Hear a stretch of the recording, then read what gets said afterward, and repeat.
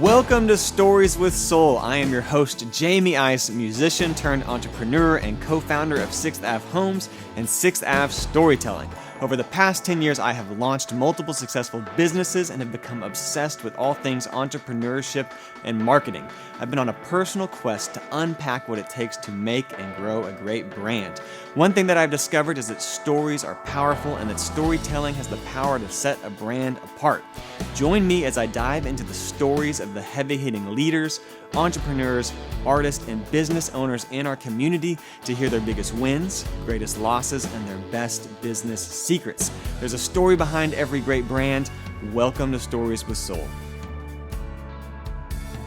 Stories with Soul is brought to you by 6th Ave Storytelling, an organic marketing company building standout brands on the foundation of story. We help small businesses grow by crafting and sharing their stories, because when small business thrives, cities and communities prosper. Stories with Soul is brought to you by the Fort Worth Business Press, your source for news and business information in and around Fort Worth. Sign up for the Business Press's twice daily newsletter or become an insider using the storytelling coupon code STORYTELLING10, all one word, to stay up to date with the people, companies, and issues that matter most to Fort Worth. Head to fortworthbusiness.com to subscribe. I am a huge fan of the Business Press. I've been a subscriber for years. It keeps me up to date with everything that is going on in Fort Worth. Love it. Go subscribe for the newsletter. You won't regret it.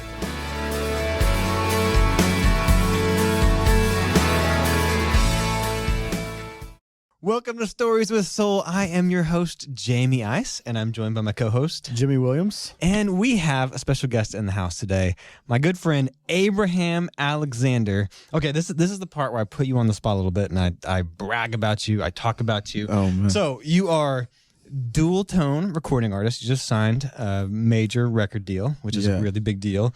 His single Stay has had over 6 million streams on Spotify alone, so it just means it's been played even more than that in real life.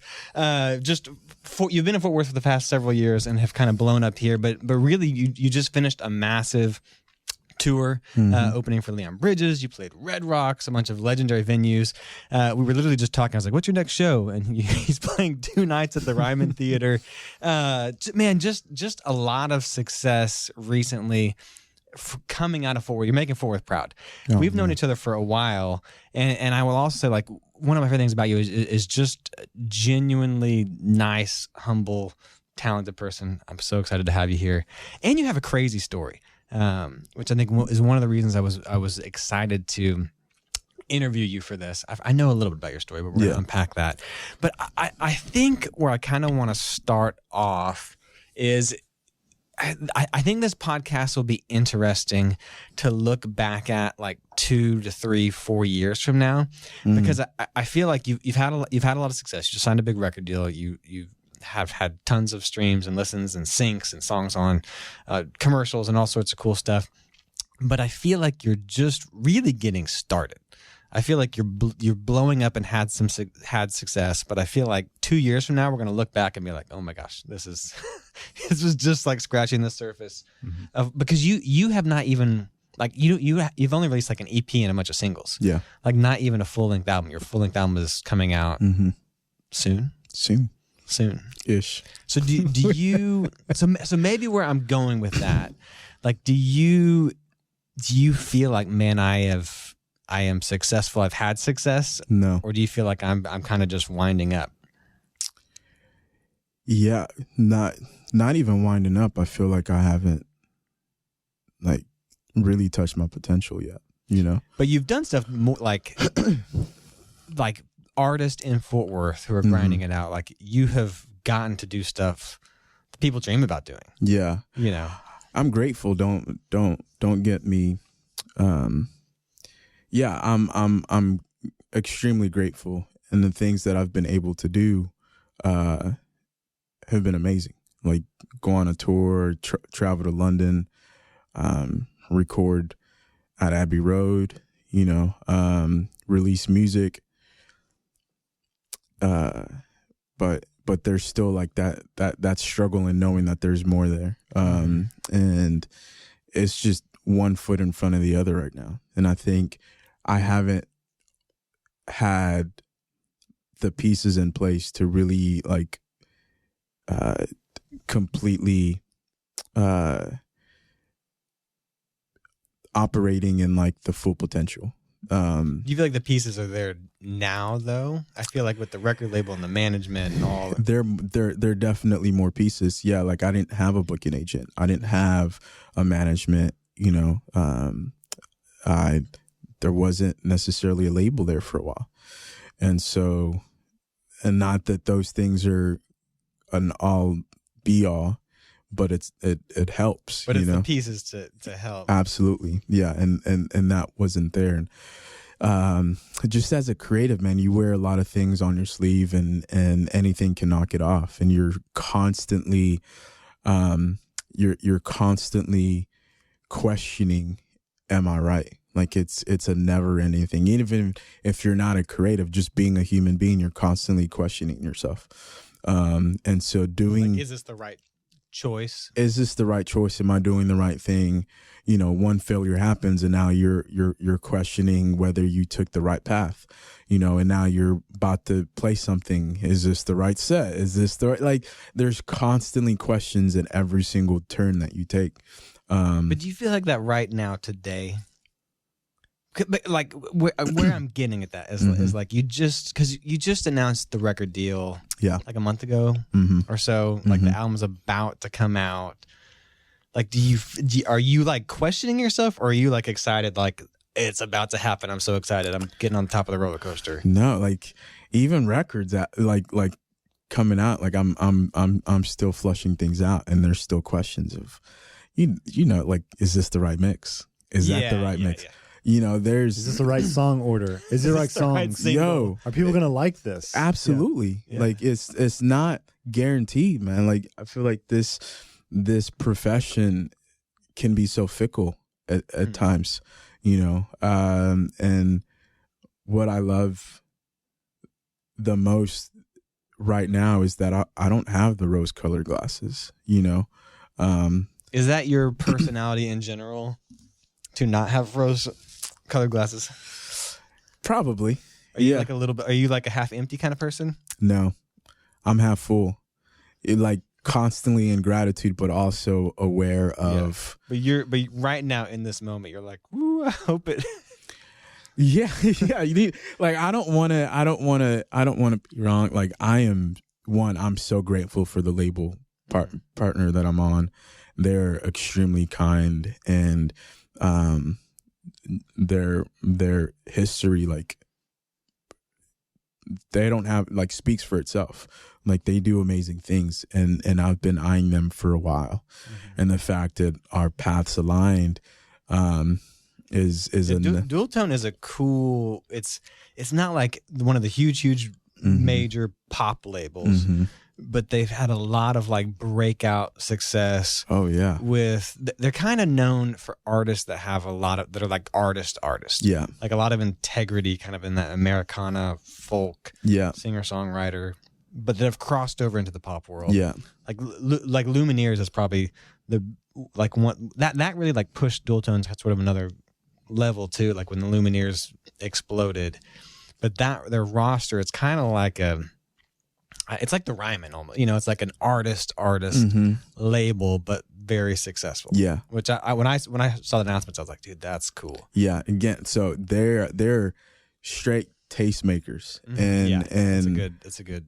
I love that I'm part of that family, you know, but there's still a lot of work to be done, you know, and still a lot of things to prove to myself, you know, and I'm still pushing the envelope, you know, and still have to tell a story that has merit, and still trying to get the message right, and the tenor and the fidelity within the music, and trying to get that right as well. And so, and also the fact that a label is there doesn't mean anything. Yeah. You know? And so I'm not, again, I am extremely grateful to have them, and so fortunate that I am on their roster and part of the family. But I know there's still a lot of work, even more so because now I have someone that is investing in me, and wants to see fruit, and so, but yeah. That's a good. I will take that. Cool. I'll take that. That's a responsible answer. Yeah. No, But that's right. I mean, you would be lying. I mean, you wouldn't be lying, I guess. I mean, some people feel that way. I mean, I feel like Jamey, you're a very half glass full guy. Yeah, I'm always like it's going to work out and going to be great. But I mean, I think most people are going to have like this, man, I really think it's going to go well, but I am a little nervous, or I'm like, and if it doesn't, or this album, it's like, you have these roller coasters just in life in general, not even just in music. But so I get that. That's completely understandable. Well, take us. Okay, so I don't think people know. Well, some people obviously do, but your story is kind of crazy because you were raised in Greece. Born and raised in Greece. Yeah. It's just great. I didn't know that. Well, we knew each other for a little while, and I don't think I realized that. I was like, and that, like, your native language is Greek. Yeah. It's like Greece. What do you speak? You're greasy. Yeah.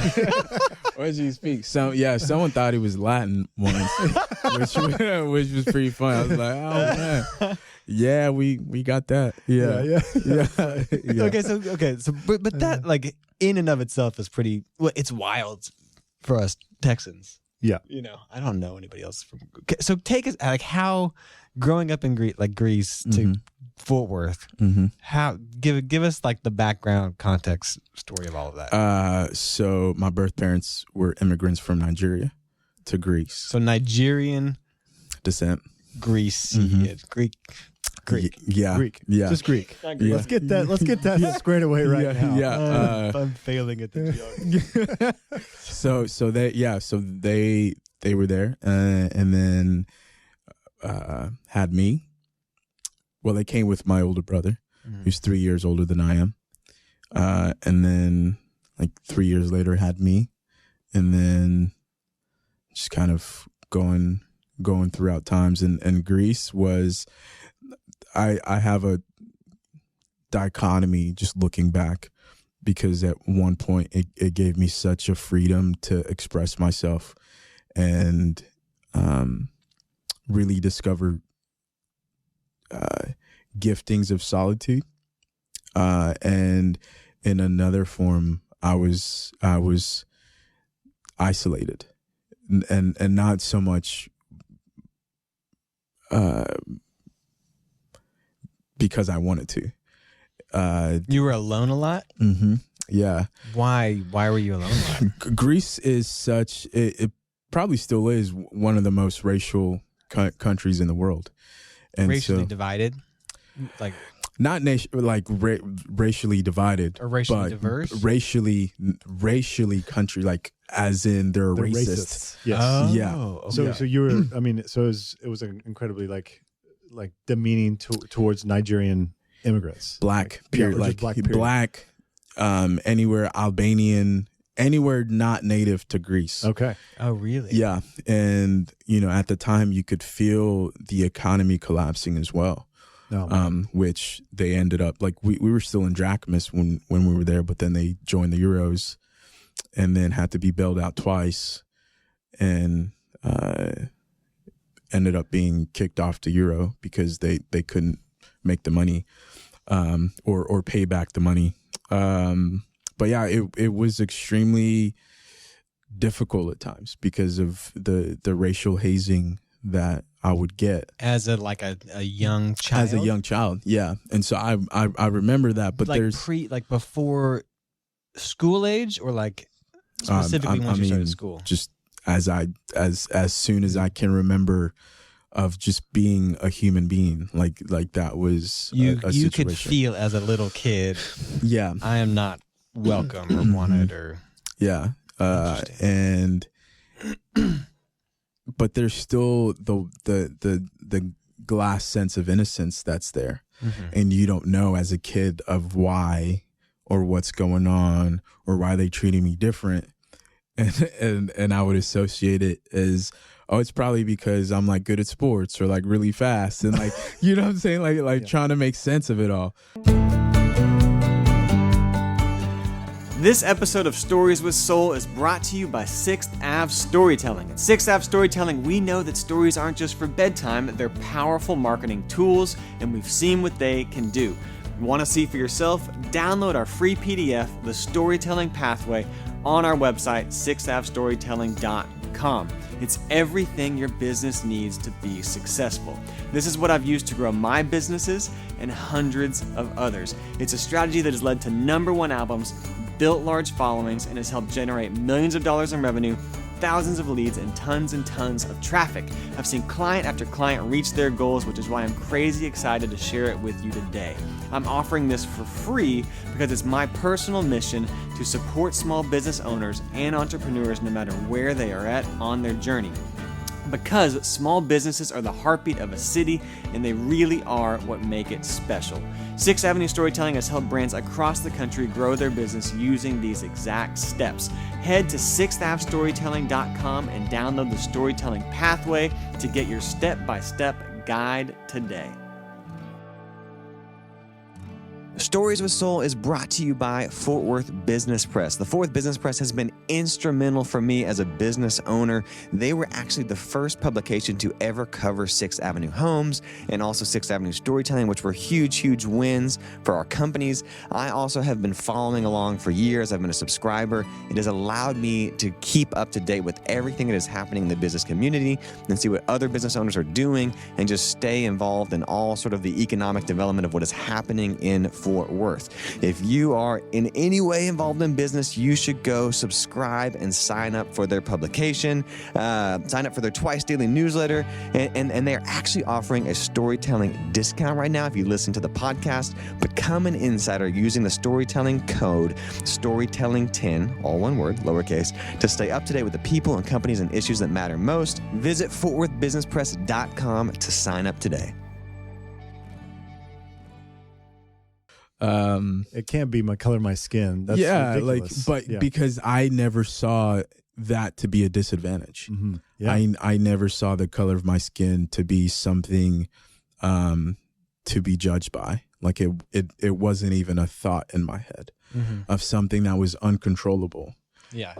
Which, by the way, that is the right thought. You know? And especially as a kid, before you turn into an adult that can be an idiot, I guess, apparently. That is the right thought. Yeah. Well, it was crazy. And so, but yeah, that was the, my child. But so you had a lot of, so to go back, you had said something about a lot of isolation and alone time, which allowed you to express yourself. And, so were you alone just because of lack of friends and community? Yeah, like of friends. Like we had our birth parents would go to this church group that we would go to, and there was a lot of like Black culture that was there. But then when I was at school, there wasn't, like, it was just me and my brothers, the only Black kids in school. Like literally, everyone, like. But before, it was just him in the entire school. And the school that I was at had a university at the bottom. It was like this upper floor and this lower floor. And at the top was the just high school, elementary. And then at the bottom, they had a university. And how did your parents wind up from Nigeria? Just wanted to travel. And my dad was a guitar player. He was a musician. Mm-hmm. Wow. Yeah. And so... But yeah, it's crazy. So so this one church, which is funny because I never really enjoyed going to church, but the only thing I enjoyed was the community aspect of one, and then the other one was it was a Greek Orthodox church, and we would go as a school, and the few times that I would get to eat at school. Was because I would steal like the communion bread from the church. Yeah. It was a Greek Orthodox, so they would have communion and just like loaves of bread, and so I would take it and I would eat. I would always question like, "Yo, when are we going to the ecclesia?" And when we would, I was like, "All right, I get to eat today." Just because you didn't, like, you grew up not having Yeah. food on the plate? Yeah. sometimes? Yeah. Like probably eat once a day. And it was like we weren't well off at all. And so, but would enjoy some communion bread. communion whenever bread. that came up. Yeah. And I then, think, didn't like Jesus do that in one of the stories, and the Pharisees get mad at him for eating the? On the Sabbath. Yeah. I think so. yeah. Well, I was just, I'm not sure if it was Sunday. yeah, Hey, it doesn't matter. When you're And hungry, for me, yeah, Monday, exactly. Tuesday, Wednesday, it doesn't matter. Exactly. That's and right. so I would get, I think it was like allowance of like maybe $5 a week or something like that. And I would, or 5 drachmas a week, and I would save it. It was Kyrie Angeliki was like the Kyria is like teacher, ma'am, or and Kyrie Angeliki, and she would make spanakopita, which is like a spinach pie. So it's either spanakopita or tiropita. And I would like save up the money for like the last day of like a Wednesday, or like save it for 2 weeks. That way I could have like Double. both at the same time and enjoy it. So you gosh. felt isolated. Maybe you didn't even realize it for a long time, but then in hindsight, you were like, man, I was.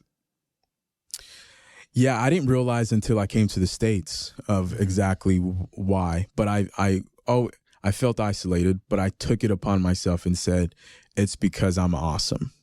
Like, That's a good rose-colored glasses. Yeah. Like There's it was, optimism. it was because I'm awesome. But I knew like how it felt. Yeah.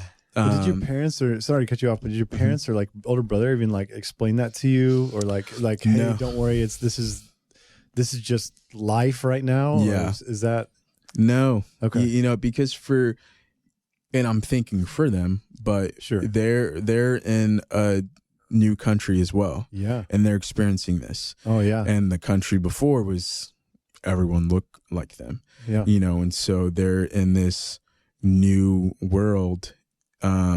And you know, my older brother was a lot nicer than me, and a lot likable than me, and Like more outgoing.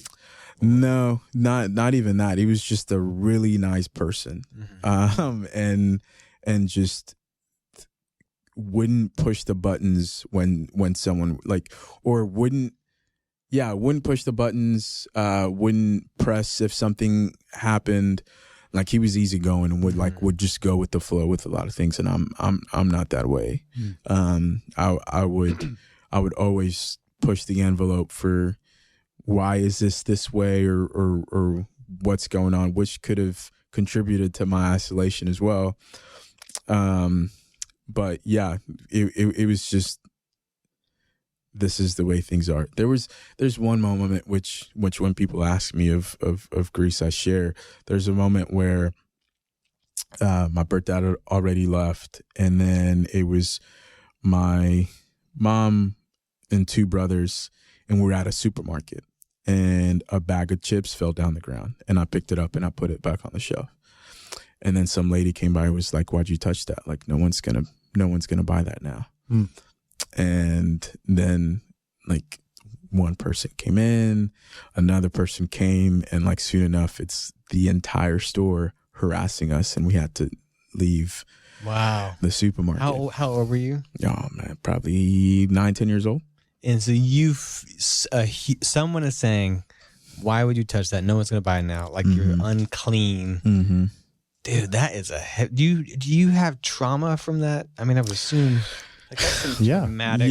Yeah. You know what? I don't. And I think it's because of the way that I looked at life as a kid. You know, I'm so grateful for that outlook. That's so because crazy, it's not normal. Wow. For a kid to do that. And the isolation was good because I thought that was the way some things were supposed to be. And I would ride a bike that I found in the trash that I learned how to fix.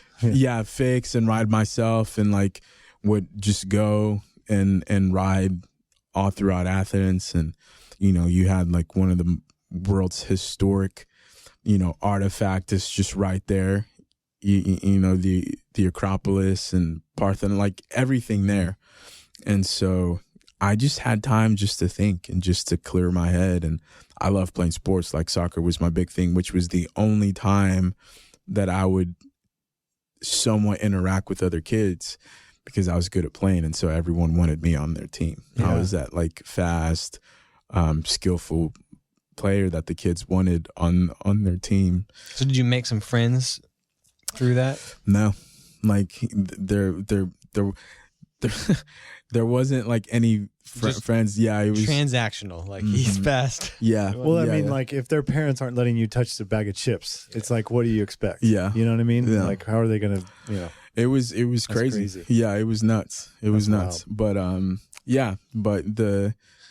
and once a week during like we had this family that we were close with, and they went to the church, and they were there's like a small Nigerian community, and they were like probably the other family that we would hang out with, and super close with. And there was one guy there, Chris, that we were like the same age, and we were like really good friends, and that was probably the only friend that I had. Wow. Mm-hmm. Yeah. That's heavy. Yeah. It's very heavy. Yeah. And when did your dad leave you? So you said your dad. Yeah, he left first. So they applied for a lottery visa, and that was how we came to the States. But he came first just to kind of set some things and make sure. He got the visa to come to the States. So he moved. We all did. Okay, you all did. Yeah. But he came first to make sure that all right, like there's a place and like he's working to get some money and stuff like that. Yeah. Mm-hmm. And so when did you move to the States? It's summer of 2001. And you were how old then? I just turned 11. 11. Mm-hmm. Okay. Did you speak English at all? Hello? Like, you're like, all right, I'm about to go to Spain, and so you're practicing your Spanish, or like I'm about to go to France and you're practicing your French. And so outside of that, no. Wow. But that's also an isolating thing. Like coming here. Oh, for sure. Yeah. Yeah, for sure. So that's what, like 5th grade, maybe? Yeah. My son's 11, so 5th grade. Yeah. Mm-hmm. Yeah. Mm-hmm. Which is kind of there's start like at 5th grade you kind of like there's cool and not cool now, you know. Oh yeah. Yeah. Yeah, it's already happening. Yeah. At that point, probably. Yeah. There's But you were groups. coming from, you don't know cool or not cool. You know included or not included, or yeah, like not included is a light word for what you were dealing with. Yeah. So I didn't really care, for me. Sure. Yeah. Like, were you excited to go to America? I was just, I didn't have a choice. Just for me, it was just another chapter. I was definitely excited to try something new, because I knew what was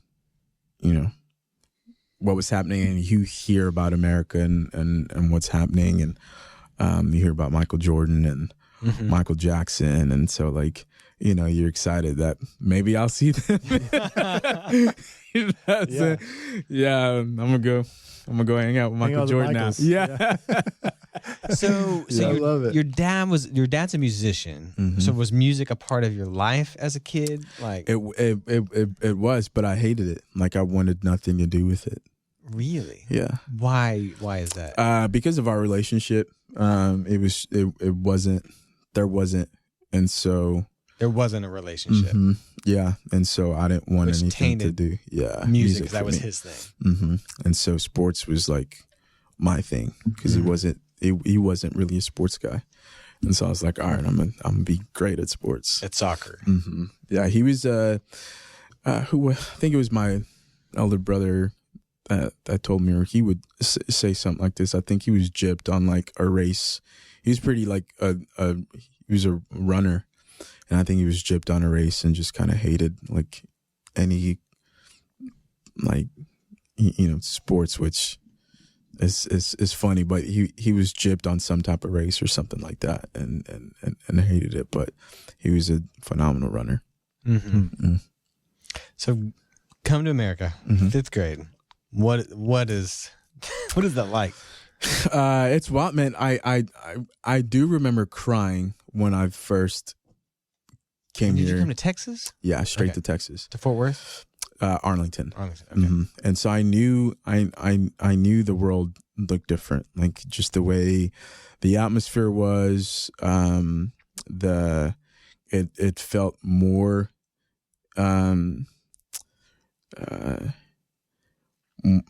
more intrusive. It felt more like enclosed than it did in Athens. Just a weird way. Enclosed. Yeah, like I was in a box, Okay.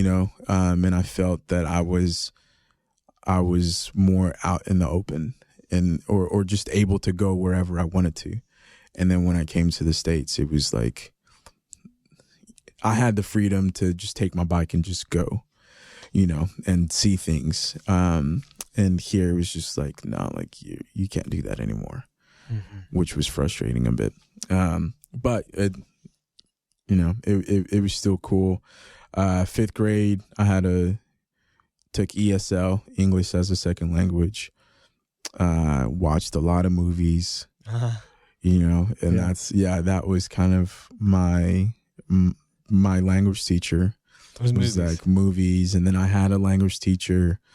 And so it was wild. Like I loved like Disney movies. Like that was my thing. Yeah. It's nuts. And hadn't like, remember that time you had just 90s, we were talking about the 90s earlier, and it was like the big bring out like the TV tray, and you're sitting there and like pop in the DVD. So like every time that came out, in class, I was mad happy because I never watched the movie until then, Oh, really? Growing up? Oh my gosh, man. So you're going to school and trying to quote like Disney movies and people are making fun of you? Oh, for sure. Yeah, but I didn't care. You know what I'm saying? Hakuna Matata. Yeah. That was, but it was fun, man. It was really, really fun. Like I truly enjoyed just learning, and it was such a cool, perplexing, but yet just the vastness of opportunity and the vastness of just soaking up new things was awesome. And you don't see a lot of immigrants in Greece. It's like probably someone from Albania, Romania, and that's like about it. And there's like black people everywhere, of course. So was that neat to when you got here? Just people that look like me. But people that look like me, but not necessarily from the same place. Like they're you still everywhere. Probably felt like you didn't fit in because you're like I felt more like I did because so many people didn't. There were a lot of people in my position that just came from Mexico or just came from El Salvador, Somalia, whatever it may be. And everyone's just like Germany. There's a kid from Germany in my class. And so like everyone from all around the world as an English second language speaker trying to figure out what the hell's going on. Yeah. Trying to figure out this thing. And it was cool. Like we had rabbits come in to the class, and like, we'd study about this animal. It's funny because I haven't thought about like all of this in a long time. And so I'm going back to 5th grade, but like we would be introduced all these different things, and like we would celebrate one person's like country from the class, we would learn about that country and then try to, bring a food from the country to come in. So it was cool. Like we were experiencing, we were experiencing it in such a unique and beautiful way. Yeah. So that was. Did you start to form relationships then? Like, I did. Yeah, I did. And again, sports was kind of what was helping me, and I was playing more soccer at the time. But still just trying to figure out life and learn the language. And so it wasn't until probably 7th, 8th grade that I began to make meaningful relationships. And I got put in on the football team thinking that it was soccer.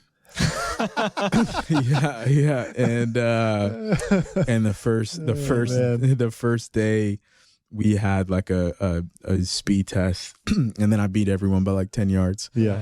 And then the next day we're getting pads, and I was like, oh shit, it's American football. Yeah, can't do that. And so I was trying to quit, but the coach was like, nah, you were so fast. Yeah, you just beat my fastest player by like 10 yards. It was like, there's no way I'm letting you go. And so he's like, I'll teach you the game via Madden, which like piqued my interest because rest in peace. Yeah, for sure. Did he just die? Oh yeah, he did. He did. John. Dang, yeah. And so yeah, via Madden, and he's like, I'll buy you dinner whenever you stay. And so that was cool that I got to learn the game and loved it. And he came to like every single one of my senior games. That coach did. Oh, that's awesome. Cool. Yeah, like I started and played and loved it. Was your dad around in this season? Well, not my birth mom. Sorry, I was going to say we skipped over kind of your mom, and I feel like that's kind of the pivotal moment. Yeah. So my birth mom passed away, and so she was killed by a drunk driver. And which was a crazy moment in my life. And, you know, you go from being isolated to even more so because she's the person that truly understood me and someone that I could go to. And so, yeah, so that was difficult. And then my language teacher ended up taking me in and fostering me, which was such a heaven sent for sure. But still crazy as a kid In what year was that? This was 01. Year. 01, 02. Yeah, that Move across the world, learning a new language. Your mom, who's been like your safety, it's your mom, killed by a drunk driver. Bro, that is so heavy. Yeah. Yeah, it was wild, man. It was wild. And again, just that it felt like I was the character of some movie game, you know, and or just felt surreal. Like this wasn't like this was a dream. This isn't happening. Like I'm gonna go back to sleep. I'm gonna wake up and this will all like I never came to the States. I didn't like none of this. Because as a fifth grader, you don't have the tools. I mean, that's hard to handle when you're older, but much less like just having the coping understanding. Yeah, and I can say I didn't like I truly didn't understand. Yeah. And your body's probably in so much stress. Yeah. From all of it. It was weird, man. Like, and I don't know. Like looking back, I don't know how I told myself that I was going to be okay. Yeah. Like I don't know, and I probably owe it all to me saying, having those isolation days to myself, and it helping me cope, was kind of the blessing in disguise, because it helped me when things got pretty crazy. So 01, 02, your ESL teacher now becomes, you know, I guess foster mom at first, and then which turned into your adopted mom. And your brothers are you guys are kind of disconnected just because of that, or is it, you know, like did the family kind of just go separate ways at that point, or? Yeah, so my language teacher, like she stayed my foster mom, but later adopted by a different family. Got it. Okay. I didn't know that. But my brothers, we probably got really close within that time because we weren't close at all. We didn't really communicate. Like we didn't talk about things. And she helped us through that moment because she was a psychologist and later on like counseling, but she'd helped us like talk to each other. And I think those were such pivotal moments within ourselves because we now found a friendship within each, because that was non-existent before. Wow. And so we found a friendship within each other, and later started confiding within each other, which was such a, it was a gift for sure. Yeah. And now still talk like every single day. Wow. Yeah. So ESL she kind of counsels you guys through that, and you guys, I guess, kind of like, when did, kind of to push this along, when did the music kind of to start coming to play? Was it never until soccer? Was it soccer all the way up to college? Because I know we're going to get to college sports, right, and everything, but did music ever enter into this in this time frame at all, or is it just straight soccer? I'm just trying to get through it right now. Yeah, through high school.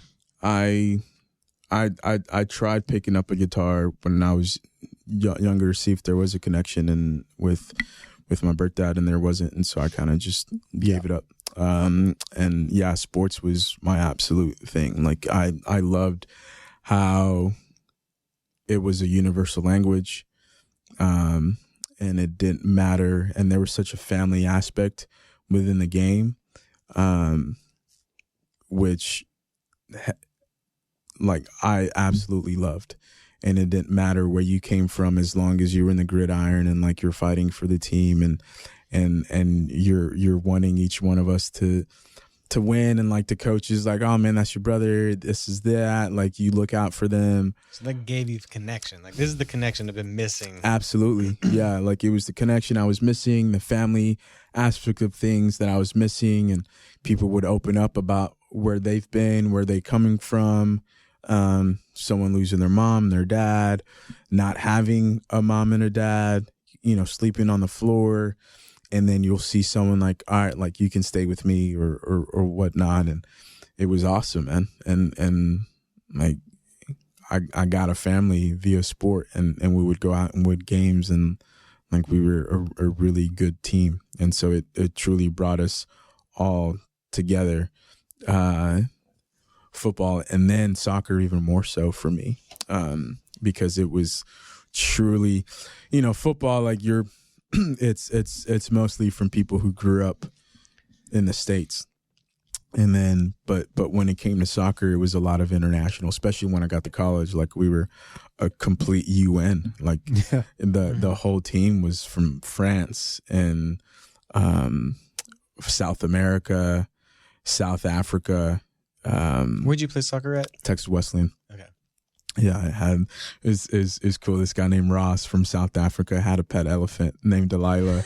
You know what I'm saying? Yeah, and it was cool, man. This guy France, from London, from Liverpool, and like you just hearing like two guys from England, and both have like this completely different accent, and one guy was like the sexy English dude, and another guy was like the dirty English dude. You know what I'm saying? Yeah, Blinders. yeah, exactly, that accent. And so it was cool. Like I felt that I was like really part of something special, and those moments is what I feel like. All right, like I'm making connections. Till this day, I'm like friends with a lot of the guys from the teams, and some of them live out in Houston, and they came out to the show. And it's funny, when I first started, they would help me and like speak life into the whole music thing. When I got hurt, sequentially, and you got hurt. Mm-hmm, yeah, I got hurt. I tore my ACL. And so now this thing that I love, that I'm good at, I find community in. I'm like, I feel like I belong. Yeah, it's gone. Yeah, it's gone, and I was depressed. And then my girlfriend at the time gifted me with a guitar and was like, "Do something with your life." And when was that? What year was it? I think it's 2012. Okay, so what were you, like a senior? Were you like a junior? Yeah, I started later, so I was a sophomore right now. Okay, so you were a sophomore in college when you tore your ACL. Mm-hmm. Okay. Yeah, and she was like, "Do something with your life," and and I did. I was like, "All right, I'm going to to learn. And I was learning. I was looking up videos on YouTube. Just for fun? Yeah, like a hobby, or like I'm gonna do the. No, okay, I just wanted. Yeah, just an outlet. I just wanted an outlet. I just wanted to learn. I just wanted to see what I could do. I would print out like, I had a binder that I still have till this day, and it was just like songs that I would listen to that would make me feel happy, and would put them on the binder and would like learn them and like the guitar tabs or something. Yeah, and play them and sing. It's crazy. Like one of the songs is "After Tonight" by Justin Uzuka, and maybe it was during the pandemic. Like he reached out, was like, "Yo, I just heard your song today. I really like it." Nuh-uh. Yeah, which is wild. Did you get to tell him? Yeah, I did. Okay. I did. Like, bro, you're in my binder. Yeah, I did. I sent him a picture, and it was like, oh, this is crazy. I think he was like young, like he's probably like 2-3 years older than I am. Yeah. But like, you know, he was young, started out when he was like 16, 17 and playing the song. And I loved it. Like it was such a cool vibe. And yeah, it's just nuts how but one of the guys that I would watch was Gary Clark Jr. Was watch on YouTube, and I think this might have been like, you know, I'm still learning, so it's probably 2014-ish, 2013, 2014, and I see a video of him on Mahogany sessions playing Next Door Neighbor Blues, and I was like, oh, this guy is cool. What's this blues thing that he's talking about? And that's how like I discovered. All right, guys, we're interrupting your podcast experience once again. I know. I'm sorry. But we are giving you something for free. So it's totally worth it. Yeah. We recently released a document called The Storytelling Pathway on our website. It is our playbook for success, for growing brands, for marketing. That's literally everything that we do at 6th Avenue Storytelling, and we want to share it with the world. We want to give it to you. So in addition to these nuggets that you're learning on this podcast, you can get our free playbook, free manual for how you grow your business from 6th Avenue Storytelling. Yeah, it's the storytelling, and it's really, really good. Where do you find it? That's 6thAvenueStorytelling.com. There you go. And it's good. Go get it. Go download it. I promise it's going to help your business.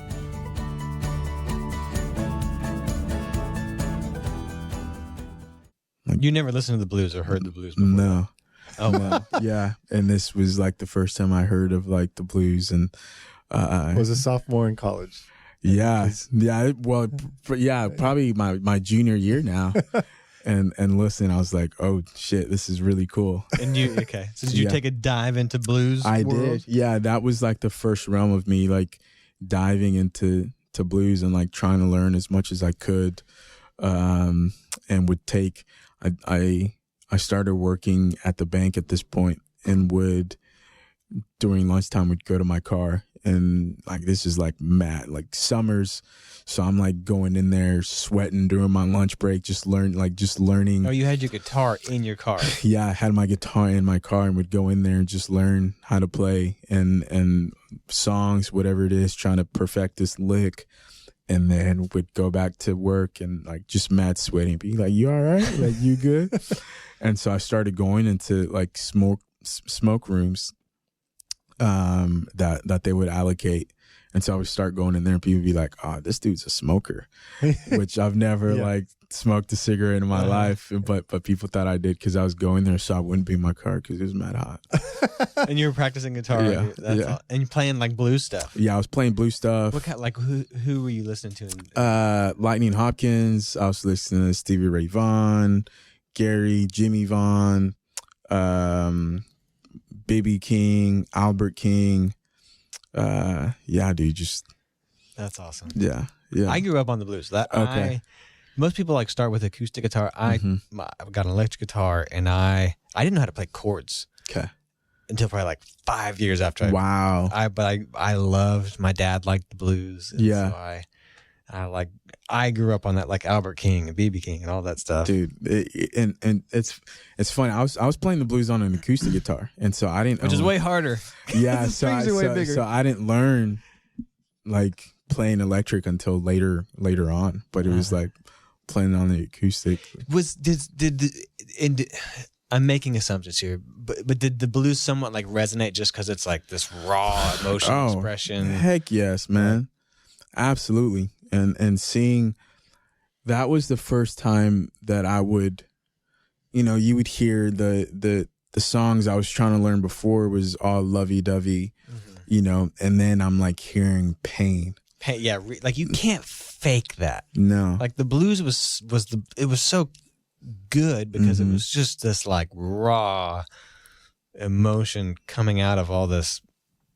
Yeah, it was dope, man. To me, it was so refreshing. It was like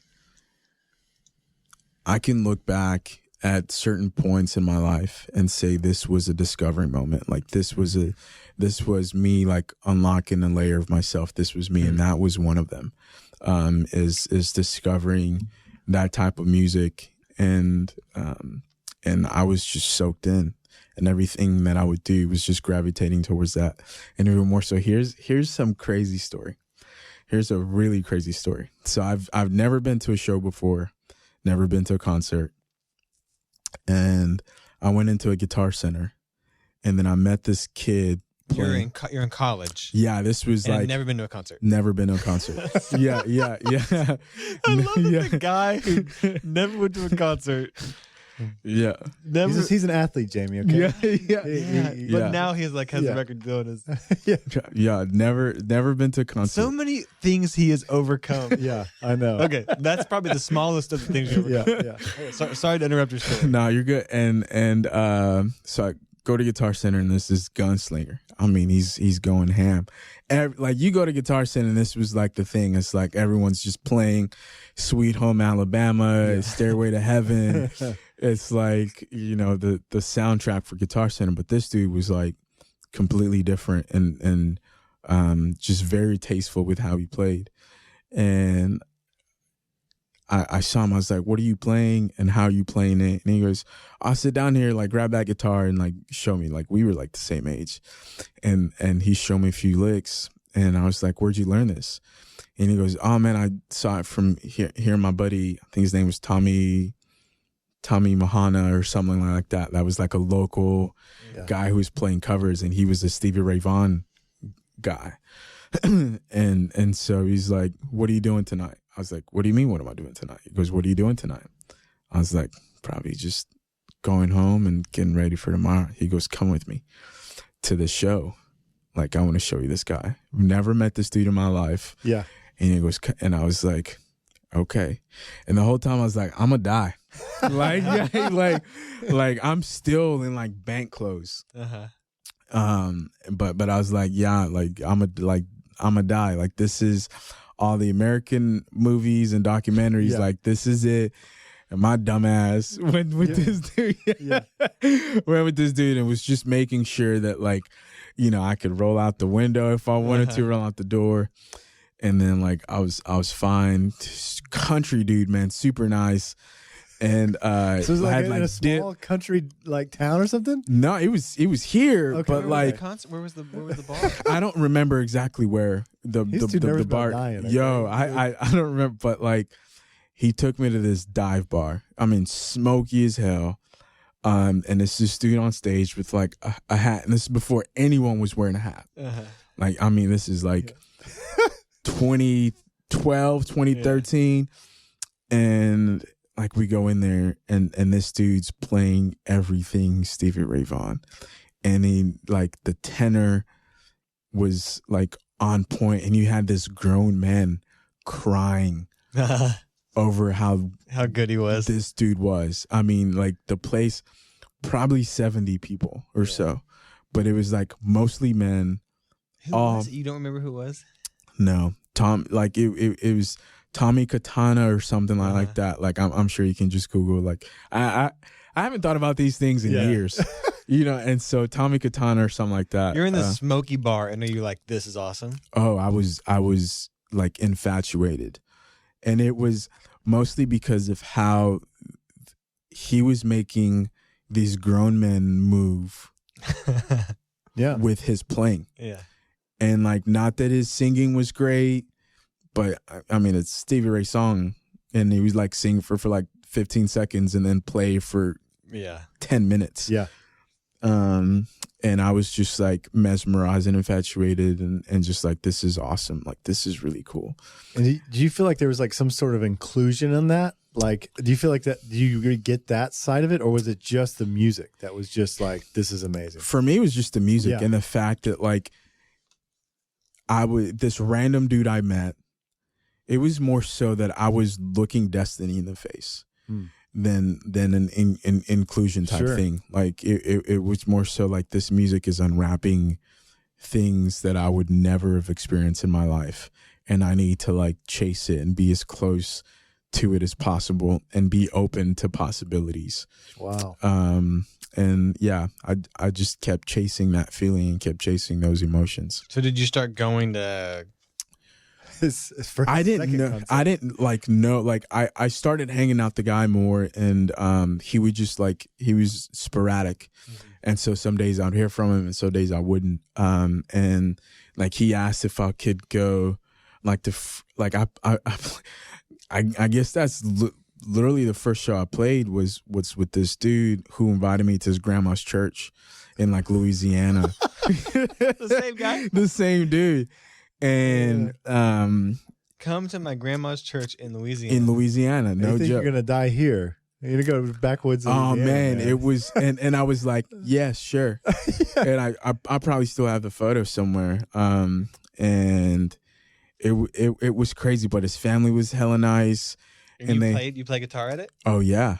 Yeah, I play guitar, but like first gig was at this random guy's grandma's church. In in Louisiana.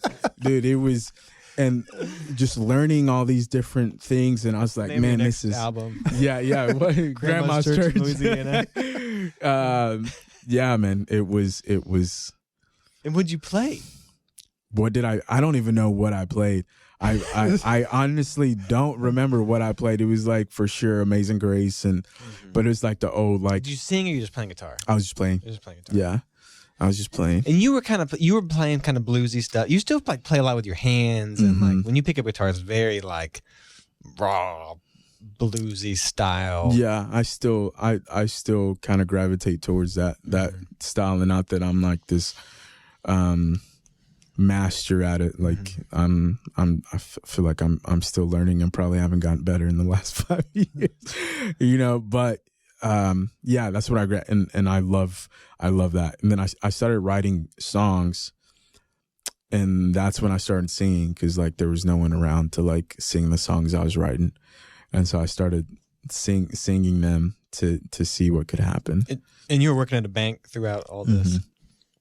Yeah, and then while I was at the bank, I met this dude named Jonathan Bell, probably one of the most creative individuals I've ever met. Still one of my best friends till this day. And I met him while I was at the bank, and he was a customer that came in and wanted to like pay off a credit card. And he looked like Eric Clark Jr. He was just this tall, lanky dude, and I was like, oh man, like there's something about him. And I just started like asking questions. He just moved into town, and I gave him my number, which like you're not even supposed to do, but I was like, oh man, like if it was a girl, they'd probably be mad, but it's just like tall black dude, I'm sure they won't give a shit. It's just like, and I was just like, hey man, like if you ever need to hang or whatever, like shoot me a text. And we did, and we just like grew this friendship, and he lived off shipping and receiving. And then it was when I was visiting him that I met Josh Block and Austin Jenkins outside, just like loading amps, and the guys who own Now City. Yeah. And so he was late. Crazy story. So I get off work, and the dude's like, hey, meet me at my apartment, and he was late coming. And then I was like, oh man, I'm gonna go see what these guys are doing. And that's when I went to go meet. And if he was on time, I would have missed him. And so I talk to them, and they're like, yeah, we're recording with, this guy, and you should come by and see what we're doing. And so the next day I worked a full shift. I was mad tired. And then the bank I worked at was off University. It was the Chase Bank off University. And my house was going back towards east. And so there's the like getting off the highway. I can't remember exactly what intersection that is, but it's University, like Rosedale or Rosedale, and whatever that. Yeah, so it's exactly it's Rosedale. There's like the. Oh man, yeah, I can't remember exactly what that, but there was someone blocking me from taking an exit towards going off and going towards the highway. And so I had to stay on that middle lane. And so I was like, I guess I might as well go back to that one place since like I'm heading towards there anyways. Yeah. And so if that person had not been there, I would have gone off the highway and never went back to that studio. So you got blocked. You're like, I'm just gonna go by the studio and see what's happening. I'm gonna go back because they were like, hey, come back and see what we're doing. And if I wasn't blocked, I would have wouldn't come back. God was like, put this car right. Yeah, that's exactly. Yeah. And so went back and they're like, hey, like, can you hum? Like I was like, yeah, I Did guess they know you were playing guitar and stuff? Like, no. Okay, I was just inquisitive. Like that was like I saw them loading amps and loading like musical gear and into the studio, and I was just like, what are y'all doing? You know, it was just like I've never, like over Guitar Center and like never seen, like I've never seen a studio before. I'm just seeing dudes load amps, and so just the whole. Just me asking the dude questions at Guitar Center of what he was doing. So you popped back by while they were recording. Yeah. Or yeah. Well, they asked me to come back the next day, which I wasn't going to go because I had worked the shift. And so they were like, yeah, like come by the next day and see what we're doing. And that's, yeah. So I went back and they were needing some extra BGVs and they're like, can you hum? I was like, yeah, sure. And like, all right, can you hum on some stuff? You hummed on Leon's first album? Oh yeah. You did? Yeah. I didn't know that. Yeah. You can hear my voice on River. Like I sang on River and some other stuff. But they didn't know you were you were not really a singer. No. I wasn't. I wasn't. Yeah, I wasn't really a singer. About, like, how crazy this is. If like when we make albums, if our producer was just like, yeah, like this random guy walked by to ask me. We were loading amps and he seemed kind of cool. We asked him to come by. By the way, he's humming and singing background vocals now for your album. Yeah, yeah. But like it was. Yeah, but Leon was. I think it was just Leon. Where had y'all talked it all then? Yeah, we met. Like I met him. The day before, and he was just super nice, and yeah, and we both looked like very familiar to each other, but can you hum on this album? Yeah, but he was just looking for people to be part of the project, like, and they were like, "You're good. This is good." He's actually, they're just looking. They were literally just looking for people. You're like, I only went to my first concert like. Month ago. Yeah. Listen, guys, I played a show. I don't know if you know this in Louisiana. In Louisiana, at this dude's grandma's house. Yeah, man.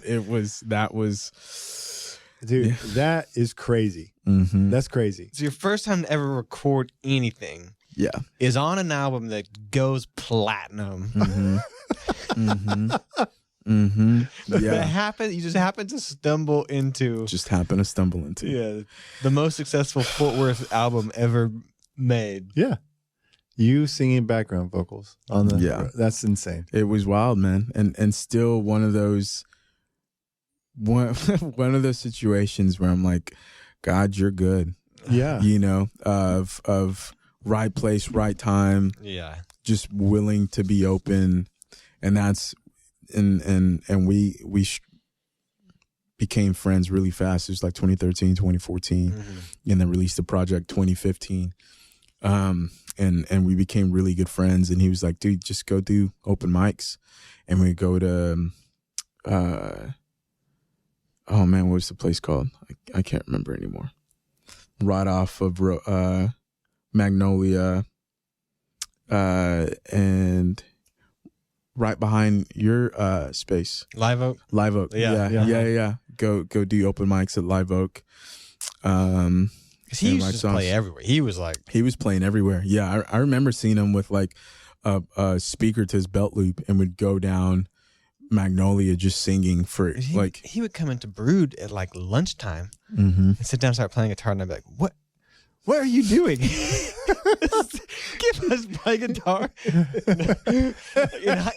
in hindsight, I'm like, now it's like, now it's yeah. That's an awesome story. That's people would pay amazing. thousands of dollars for that, but I'm like, who are you? But he just had sort of this boldness about like, I'm just going to play anywhere and everywhere and play. Yeah. But you started doing open mics and stuff. I started doing open mics and went like you'd written some wherever. songs. Mm-hmm. And so I would Were learn. your songs any good? Or even like out like of any songs that we would. No, the ones that I did are going to be on this full record. Though. Oh, some of your first songs are going to be on this album. Oh, really? Okay. Mm-hmm. Yeah, and so and what were they like? Like, what were you writing? Because you got into blues. It was a lot of that. It was a lot of blues. It was a lot of emotional songs, and it was a lot of desperations and calling out, and it's all over the project. You know. Do you? Yes. Is it? Yes, that's what I want. Yeah. I like the rawness. Yeah. Do you feel I like love you so your childhood is very hard. Mm-hmm. I mean, it's heavy. There's a lot of layers of heaviness. Do you feel like you bottled a lot of that in, and now this is an outlet to like express yourself, like to have an outlet to deal with some of that? Like, I'm assuming you compartmentalize some of it just to survive. Like, yeah. Like when people experience a lot of trauma, to survive, you have to like push it away and just live and go. Mm-hmm. Are you like, did music allow you to kind of like reopen and like deal with some of that stuff? Man, it's so hard to. That's a great question, because I don't know. I don't know if it's an outlet for me, if it's therapy for me, or if it's purpose and destiny. Like I don't know if I feel at peace because I am being able to have this outlet, or if I feel at peace because I feel like I found my destiny, or if it's like, okay, yeah, I have this family now because of it. Like, I think it's a multifaceted layer, you know, of maybe all of them combined. But what I love is the fact that strangers become family, you know, in the span of 45 minutes. And people come to you and they relate to like, hey, like this song made me feel this way. You know, it's weird when people be like, yo, stay. You know, I heard it driving, and it like I was going through a divorce, and it just made like things that weren't meant, like it's not touching the subject matter whatsoever, but like the music is piercing in ways that are beyond myself. And I think I love that aspect of traveling further than I could physically and possibly do. And so, yeah, so I think maybe it's that I enjoy that it's not isolating, and music gets to travel, you know, in a way. You like the fact that it's not isolating, which is going back to our original. Going back to the original, convo. Yeah, yeah, and it's able to take form in so many different ways. Then usually we have to be a certain way, and we get interpreted off the bat in one way, and music is not locked in that way. It is fun when people kind of make their own story and narrative and feeling, and man, it's beautiful, you know, because then it becomes unto the person in the way that it needs to be. You know, if you need healing, if you need pain, if you need, you know, whatever, like music can be unto you and what it needs to be, which I think it's such a, like, only art has that form. So can you talk about, you mentioned a couple of times like this idea of destiny, like you found your purpose. Mm-hmm. What was the moment where you're like, I am supposed to be doing this? Where like I don't know if you felt that way about soccer before, like I'm supposed to be doing that, or maybe it was just still fun. And but what was the moment where you're like, my identity is I'm a musician. And I'm supposed to be doing this, man. And that's hard as well, because I don't want it to be my identity. I want it to be part of who I am, but I don't want it to be like, oh yeah, he's just a musician or he's just this artist. You know, I know it's what I'm supposed to be doing right now. But when did you have that realization? When it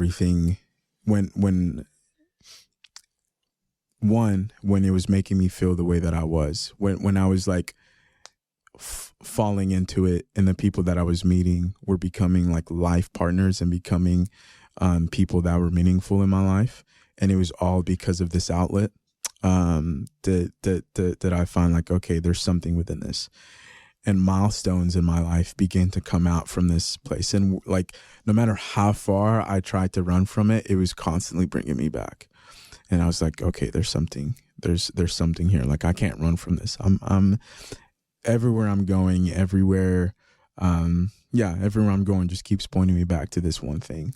Or was there a moment? No moment. Yeah, I don't think what was the moment when you ran away or tried to run away? I think one, it not clicking with my birth dad, you know, it being aware of like, all right, like even though if I proceeded longer, it could have meant something for me, instead of me trying to make someone feel something for me, or trying to feel something for me through this instrument. You know, I should have looked at what does it mean to me and not what does it mean to someone else. Yeah. You know, and so once I stopped doing that, once I stopped chasing it, and someone said, do something with your life, you know, in a way, and it just made sense. It was this weird feeling of everything that I did and the way I would express myself through this instrument made sense. And it was more than having a ball at my feet. You know, it was more than having a number on my back, you know, because it's funny, because then again, it's still a team aspect, but there's also an individualization about it, you know, and then there's still an element of where you're by yourself in your room writing songs by for yourself sure on your bed, you know. Like. But then after, like within sports, after that moment, what did they say? Forget about it and like let it go. But within the music, you let something go and it still lives. That is a cool thing about music, you know. And so not only does it live, but it takes root within someone else, and it lives on and sprouts to be something different. So I think it was just those things making me feel like I finally found myself.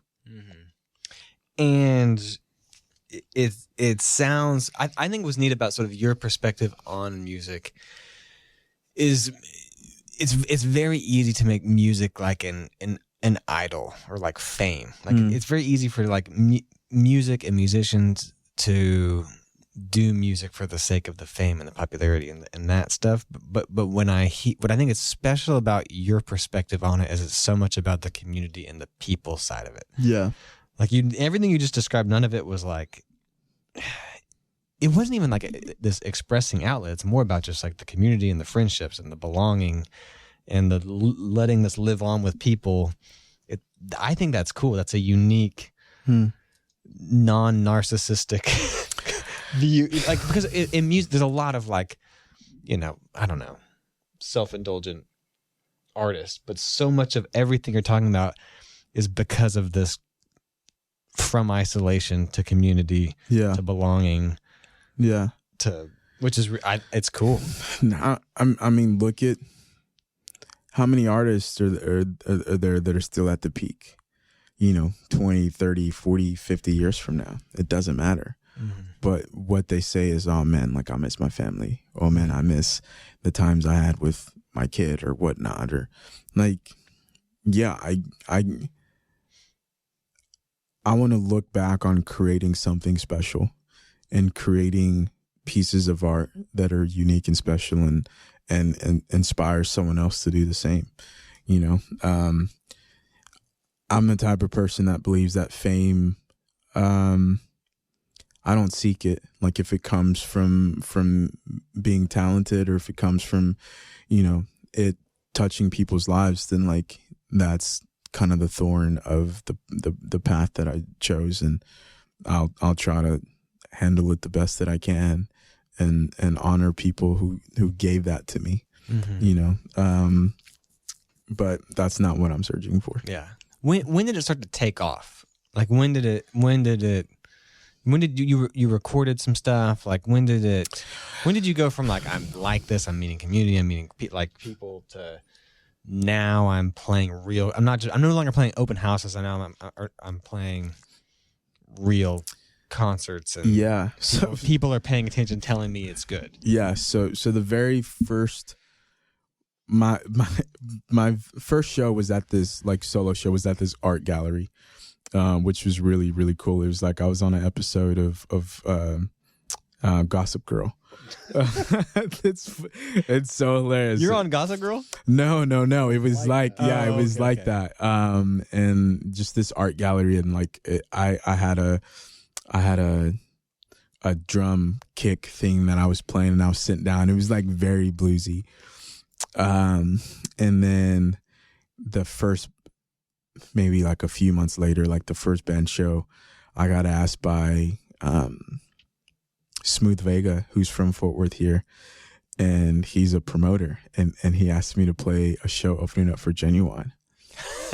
Genuine? At the House of Blues. Whoa, that's a big, yeah, that's cool. And it was sold out, and that was like my very first show that I was like, a sold out show at House of Blues. Yeah. Yes. And I was like, this is a possibility. And like coworkers came and friends came, and this was 2016. Uh-huh.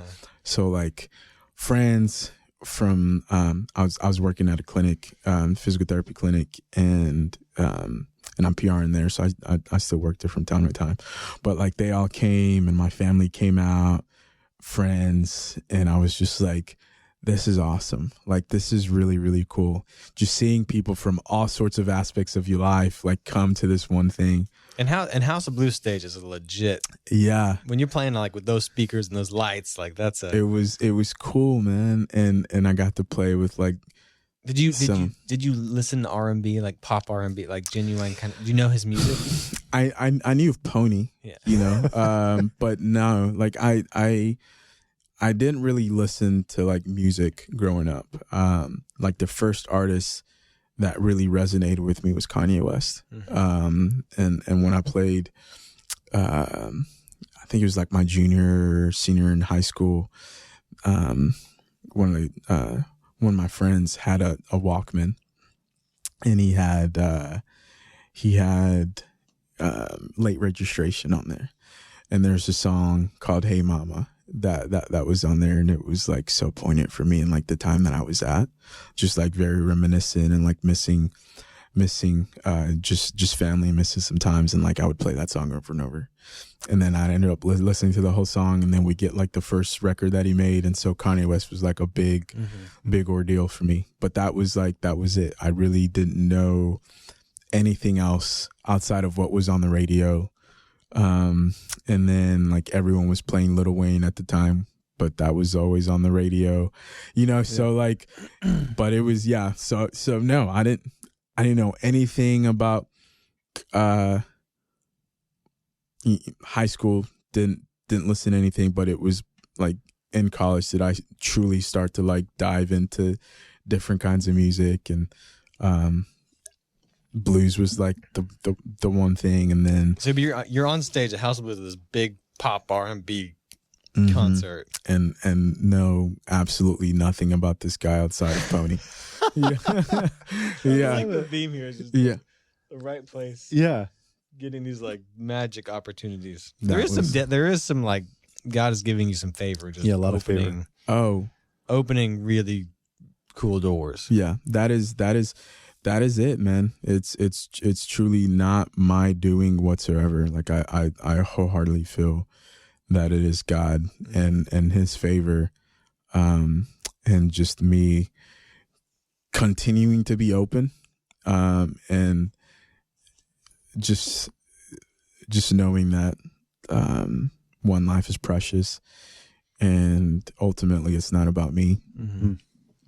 Yeah. I feel like you're the most non-musician musician ever.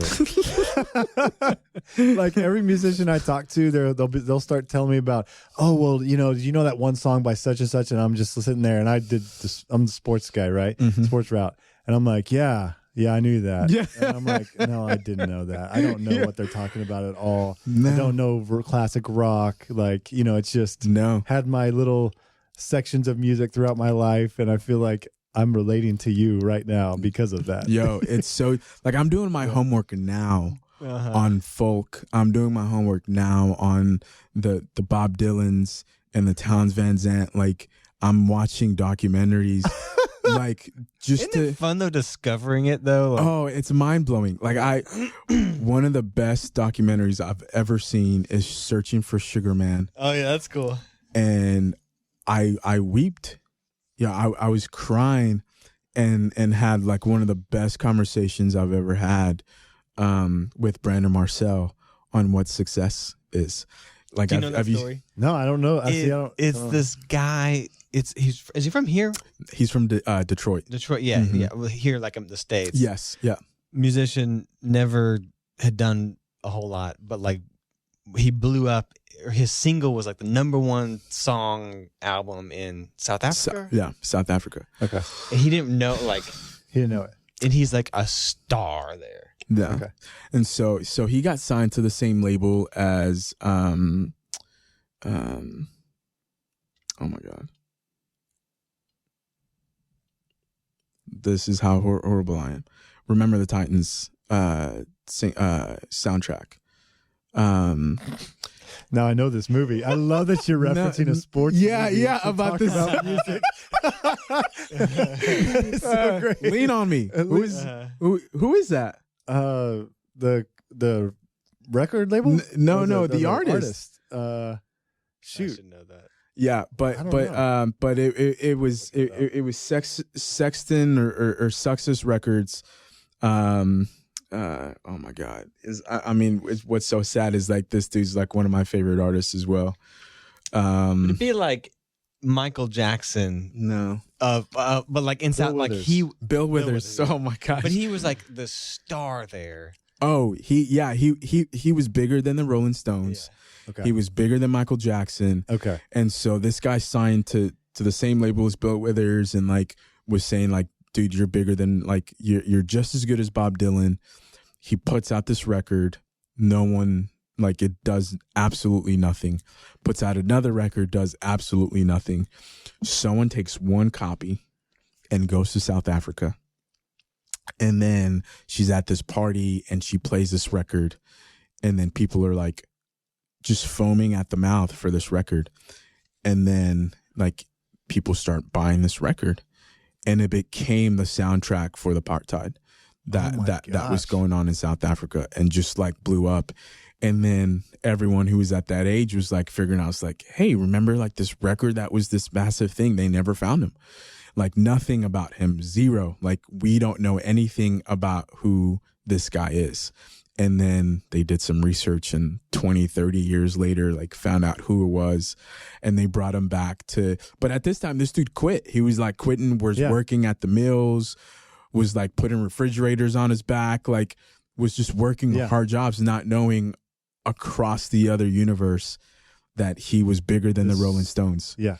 And so they located him, found him, brought him to South Africa, and he did like concerts for like 5,000-6,000 people, all across. Yeah.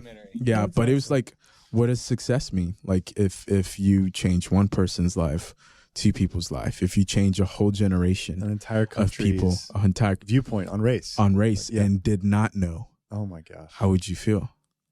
It's. I want to know. I want to know I did that. Yeah. Yeah. But that does say something. Yeah. It does. And this dude went and did those concerts and came back and gave like all the money away to his family, and like still lived. And it was crazy. Like the place they were showing that he lived was like this shack with the only heater was like this little thing on the ground. Wow. Yeah. And is a, it's crazy. But I'm now doing my homework on documentaries. You're catching up on Viper Room. Education. Education on all this. I documented on Nirvana and like, Sub Pop being like this massive label from Seattle and like what that meant in the 90s. And again, I'm just doing my homework now. Yeah. Because that was like my world. I just like consumed records, and I would read like pull out the sleeves and read all the credits, listen to the radio, and Yeah. See, so I brought that up. Say, the most non-musician ever, right? Not really, but no, true. Very true. And you're doing the documentary so you can fit into the club. You know? But the reason I asked that or bring that up is because we always ask this question of like, what does your legacy want to be? And the things that I've heard you say, music is not your identity. That's not who you are. That's what you do. And you want to make songs that are special, that for people that can live on after you or after you write them, right? To change people, to include people, this theme of inclusion. You don't, like whenever we first started talking about being a musician, I don't even feel like you would walk around telling people you're a musician, you know, almost. It felt like that, you coming in here. And so there's not like this like fame seeking like we talked about earlier. And so from a legacy standpoint, like, and you kind of talked about this, alluded to this a little bit, but in 5-10 years, what does that legacy look like? What do you, and I say 5 or 10 years, I mean 50 years even. You don't have to answer that, but what does legacy look like for you in this realm, right? Like within music. Yeah. What does that look like right now? And it's going to change, right? Yeah. But like what would you want it to look like, I just a bridge for me, and bridging gaps, bridging genres, someone that was authentic to themselves, is what I want to be my legacy, and someone that wasn't scared to really do things that would push the needle a bit. That for me was super important, and someone who's more worried about go seeing like their kids. I don't have any kids, but like I've got siblings, and like someone who's like more interested in spending time with their family than going out and seeing something or whatever. Like for me, like family is mad important, and giving people hope and instilling people with power is what's mad important for me. Yeah. I want that to be my legacy. Do you feel like you're writing some of that for you, like a younger version of you, a little bit? Oh, for sure. Yeah. Absolutely. No doubt. Yeah. Yeah. That's good. Yeah. And for others who are, it's there, man, there were so many people that were there for me. Like so many people that helped me get me through tunnels, That's an interesting way to call it. Yeah. It's because like you go through all this road, and at times like a tunnel, like you don't see what's around you. And so like all of a sudden you're out of it, but it's people who help you within the time that you can't see. And sometimes you don't even know that they helped you out. It's like hindsight. And so I want to do that for people, whether it's physically or through my music. Like I want to be that, and pay back. That's good, man. Yeah. That's really good. That's a cool song concept. Is this idea of tunnels and someone like that is a great song. Like, hey, don't steal it, bro. That's a cool. That's a cool metaphor. You know what I mean? Like, yeah. One of the things I love about like writing songs is when you stumble on a word or you stumble on a theme, or like it's like, oh, that would be like. Can you talk about your songwriting process a little bit? Like, how do you write songs? Man, it's they differ. Like a lot of it is a theme. A lot of it is me listening to music that translate. Or are you a melody guy first or a lyric guy first? It depends. Like I can go off both. A lot of times, like I'll say something and be like, "Oh man, like that hits." Like there was this. Should I say? Yeah, why not? There's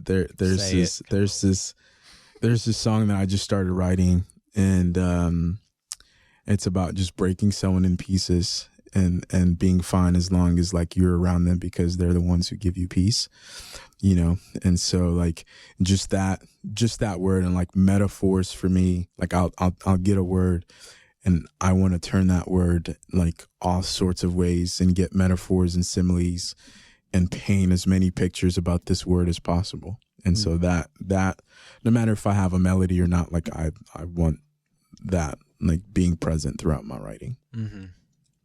That's cool. Yeah. What about you? How do you? Did you write for Green? Like I'm in reading out. Like I feel like y'all been. He's writing this new song about tunnels. Yeah. It's gonna be number one hit. My grandma's losing into church. Yeah. That's a good one, man. Yeah. I'll help you write that. Yeah. Banjo on it. That's mad funny.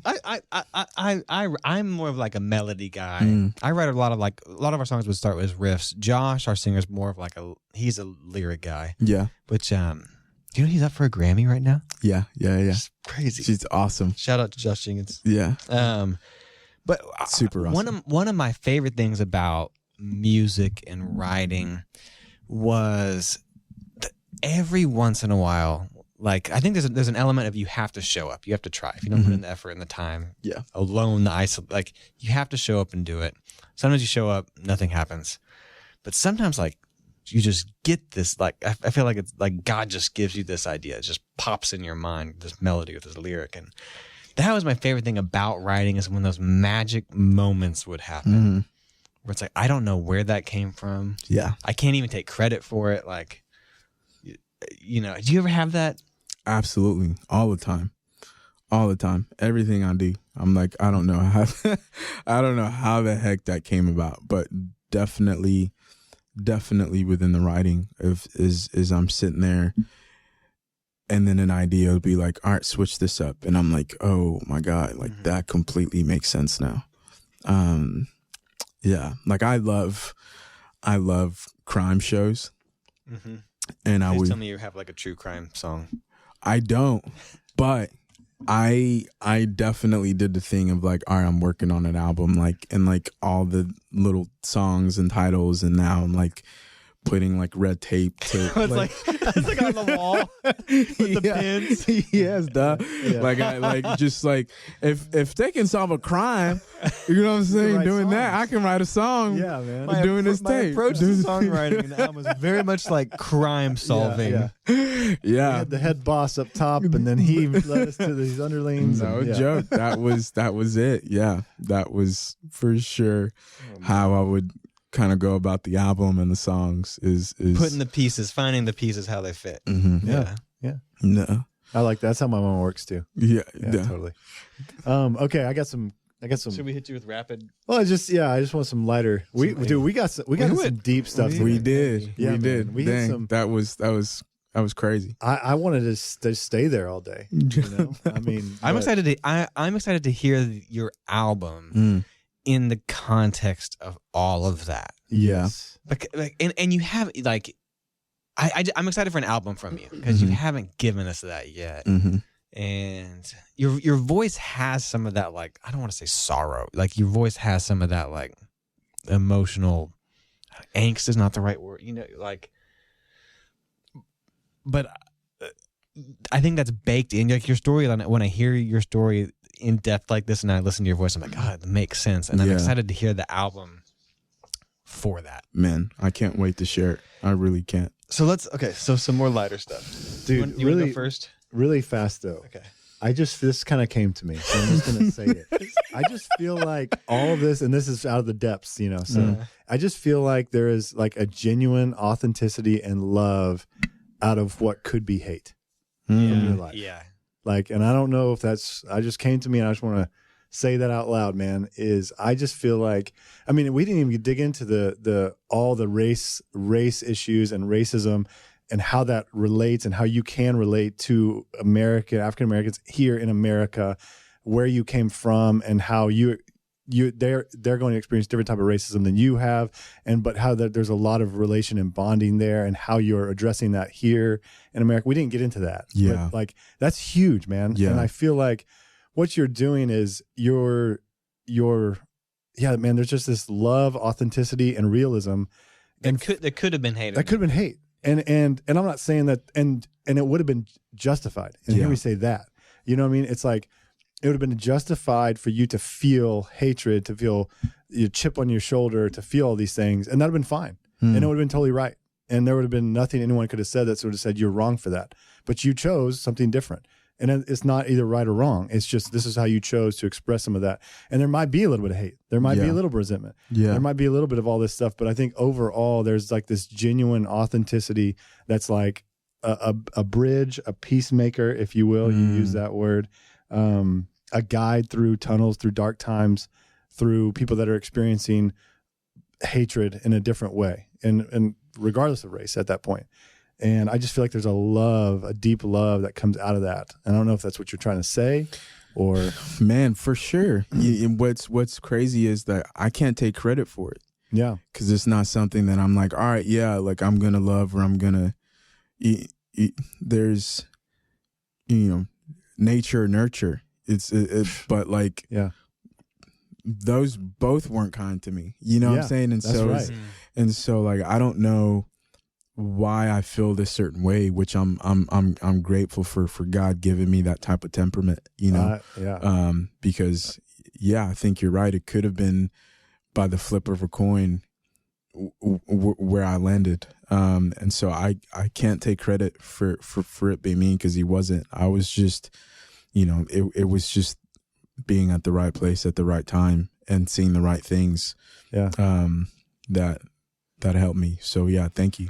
Yeah, man. And because you could come here and you could be like, I'm saying everybody. And I've been like, hearing your story? Yeah, that makes sense. I'm kind of with you. Yeah. The other thing that is kind of interesting. I don't think we're allowed crazy, to say that, by the way. Beep. We beeped it out. The other thing that's kind of crazy is like the insecurity that could have and should have come from all of that. Like, so one of the things when I think about Abraham is like, you used to have swagger. You got style and swagger. Oh man, thank you. And there's an element of like being a good artist. You can write good songs, but like to like command an audience and command people and look cool and like have the confidence and the swagger.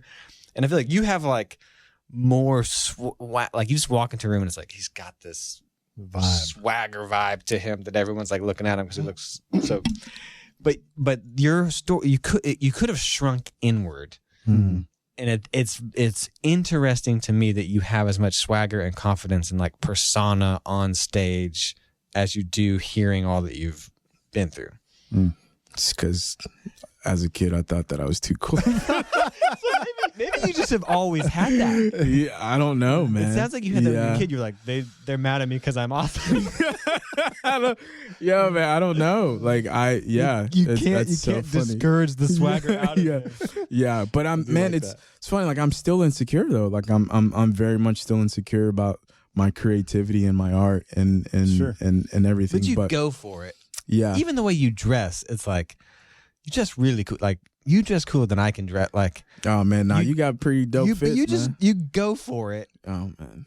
This is not my talk right now. There's a boldness to it. Yeah. Of like, I'm gonna, there's some confidence. There's a lot of confidence and swagger there. Yeah. Oh man, thank you. I think that is, that's nuts. Okay. I want to hear this rapid fire joint. Okay. I want to know an embarrassing moment that you've had on stage or right before stage where it's like, I think I just peed my pants a little bit, but when I got to go in front of thousands of people, or something like this. Here's something that happened on stage, and this is like 2020, and it was at the Kessler, and so I've got a tea, in my hand, and I'm drinking that. Like obviously everyone's thinking, it's liquor, And so the tea bag busted. The pieces come out. And the PPs come out. So I'm drinking, and then like this is like top of pandemic. And I can't stop coughing. Like I can't on stage at the Kessler. Like I can't stop, and then like everyone's just looking at each other like he's got COVID. You know what I'm saying? Oh my God, it was so embarrassing, dude. And I was like, I'm sorry, I teabagged myself.